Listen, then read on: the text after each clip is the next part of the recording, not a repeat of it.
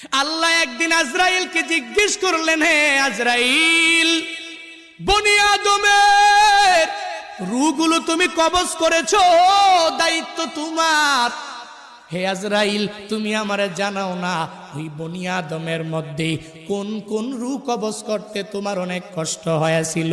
আজরাইল জানায়া দেয়, হে ও দয়ার মালিক, বনি আদমের মধ্যে দুইটা রূহ কবজ করতে আমার অনেক কষ্ট হয়েছে। কোন দুইটা রূহ? বলে এক নাম্বারে এক আল্লাহর বান্দি মহিলা, বিশাল এক সমুদ্রের মধ্যে জাহাজটা প্লাবনের মধ্যে পড়িয়া যখনই ডুবিয়া যাবে, ওই হালাতে সবাই ডুবিয়া গেল। এক প্রেগনেন্ট মহিলা, গর্ভবতী মহিলা কাঠের মধ্যে বসা, একটু পরেই এই মহিলা একটা বাচ্চা প্রসব করবে।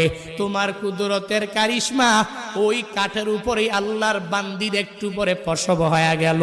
সন্তানটা দুনিয়ার মধ্যে ওই কাষ্টের উপরে যখন দুনিয়াতে আসলো, তখনই তোমার অর্ডার হয়ে গেল, হে আজরাইল, যাও এই বান্দির রূহটাকে কবজ করে তুমি নিয়ে চলে আসো। আমি যখন ওই কাঠের উপরে ঝুলন্ত ওই মহিলার রূহটাকে কবজ করার জন্য যখন আমি চলে গেলাম, আমার মনের মধ্যে অনেক কষ্ট ওই সময়ে লেগেছিল। কারণ কি আল্লাহ জানেন না? কারণ হলো এই কাঠের মধ্যে যে এই বান্দি সন্তানটা, ওই সন্তানের কি উপায় হবে, কই যাবে? কারণ দুনিয়াতে তার মা থাকবে না। মা ছাড়া সন্তানেরা যেই পরিমাণ পাগল পারা হয়ে যাবে, হে বান্দারা, ওই হসপিটালের বেডের মধ্যে গিয়া দেখবেন, ওই জায়গার মধ্যে কত মায়েরা ডেলিভারির সময় দুনিয়া থেকে বিদায় নিয়ে চলে গেল। সন্তানেরা কত কষ্ট করে লালিত পালিত হয়ে গেল, কারণ দুনিয়াতে মা নাই। মা ছাড়া সন্তানটা দুনিয়াতে টিকে থাকতে পারে না।